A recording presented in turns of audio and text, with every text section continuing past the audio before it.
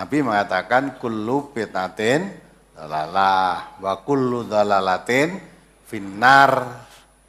Semua yang bid'ah atau tiap-tiap bid'ah itu sesat. Yang sesat itu tempatnya di neraka. Ya.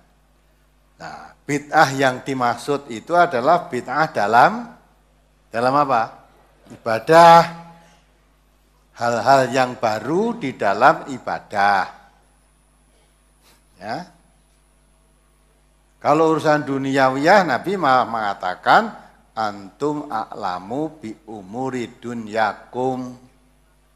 Kalau kamu lebih mengetahui tentang urusan duniamu, maka kalau kita mengembangkan, menambah-nambah kemajuan urusan-urusan dunia, itu lebih baik. Apalagi bermanfaat untuk orang banyak. Khairun nas anfa'uhum linnas. Baik-baik manusia yang berbuat baik, yang bermanfaat untuk manusia yang lain. Itu urusan dunia. Nabi mengatakan urusan dunia kamu lebih tahu. Ya. Jadi menambah hal apa saja urusan dunia, tidak ada bid'ah yang sesat.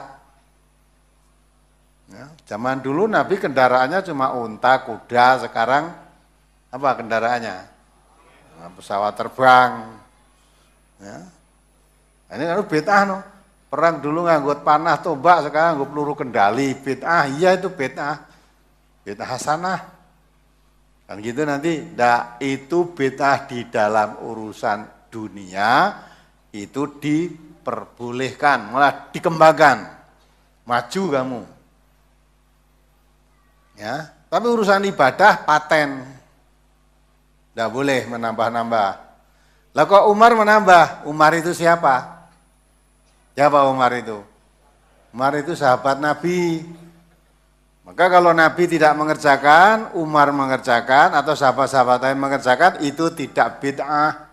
Nabi sudah mengatakan, alaikum bisunnati wa sunnatil khulafa urasidin al-mahdiyin. Ikutilah sunnahku dan sunnah sahabat-sahabatku yang mendapat petunjuk. Ya. Jadi kalau Umar tadi mengatakan ini bid'ah, tadi kan melihat kan, sebetulnya, nah kecuali kalau tidak pernah dikerjakan Nabi, kok kamu mengerjakan, itu tidak boleh untuk ibadah tadi. Karena apa? Ini tadi sholat masalah, nah sekarang disebut sholat tarawih, sholat Ramadan, qiyamul Ramadan. Nabi itu pernah melakukan sholat tarawih itu dengan berjamaah. Ya, malam pertama Nabi sholat, tapi tidak manggil ngajak-ajak ayo sholat jamaah tarawih, enggak. Nabi sholat di masjid, ada orang yang mengetahui langsung ikut. Ya, pagi harinya orang-orang yang tadi ikut malam hari sholat bersama Nabi, pagi harinya ketemu teman-temannya di pasar, di mana-mana ketemu cerita. Semalam saya sholat bersama Nabi begini terang. Malam berikutnya lebih banyak yang ikut. Lebih banyak yang ikut.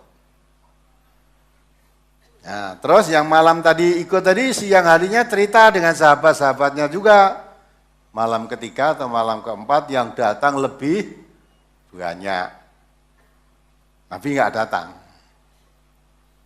Nah, terus pagi harinya subuh, Nabi mengatakan, saya tahu kalau kamu menunggu dan saya tidak berhalangan hadir sebenarnya, saya tidak pergi kemana-mana dan tidak sakit, hanya saya khawatir kalau sholat ini kamu di sholat yang seperti ini jamaah tarawih tadi, khawatir itu diwajibkan. Maka setelah itu Nabi nggak keluar. Nah, berarti sholat jamaah tarawih itu pernah dilakukan oleh Nabi. Nah, sekarang suatu saat Umar berjalan bersama sahabat-sahabatnya melihat di masjid, loh kok ada jamaah orang. Tapi sholatnya kok sendiri-sendiri, ada yang sendiri, ada yang di sana, ada yang jamaah tapi makmumnya hanya sedikit. Mengapa dalam satu masjid tak begitu? Padahal zaman Nabi sholat jamaah tarawih ini pun dilakukan dengan satu imam. Ya, mengapa ini kok sendiri-sendiri? Ada yang sendiri, ada yang pakai makmum tapi tidak seberapa. Dah saya tak datang, tak kumpul aja, biar satu menjadi imam, yang lain makmum. Ya, itu dikumpulkan oleh Umar. Ayo satu imam, yang lain semua makmum, tidak boleh sendiri-sendiri begini ini. Dah, setelah itu Umar keluar, gak ikut sholat. Nah, malam berikutnya lagi ketika Umar sudah seperti itu.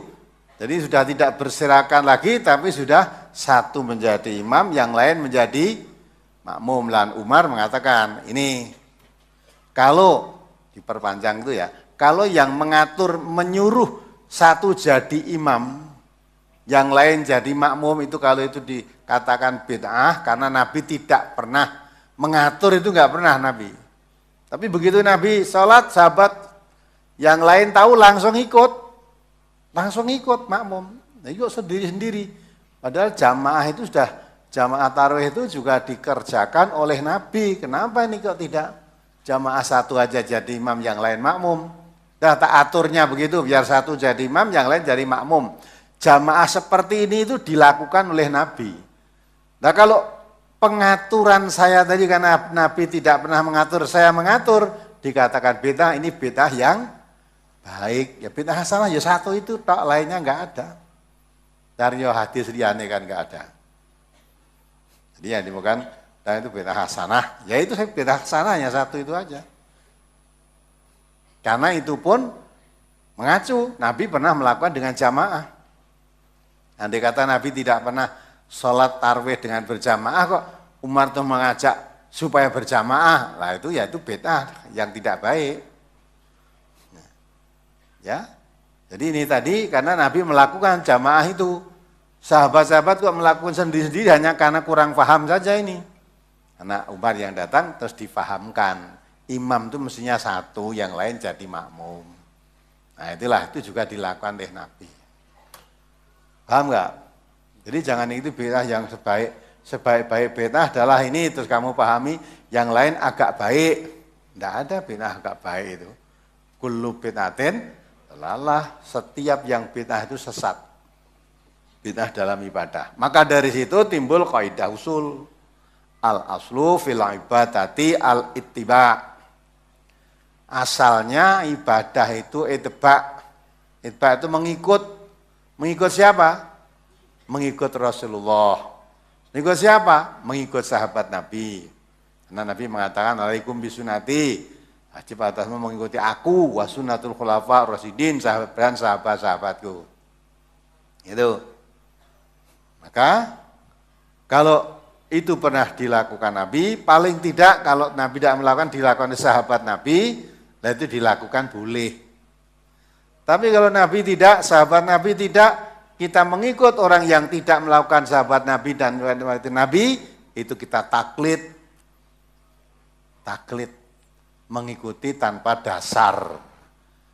Nah, ibadah yang tanpa dasar tadi, itu yang disebut bid'ah.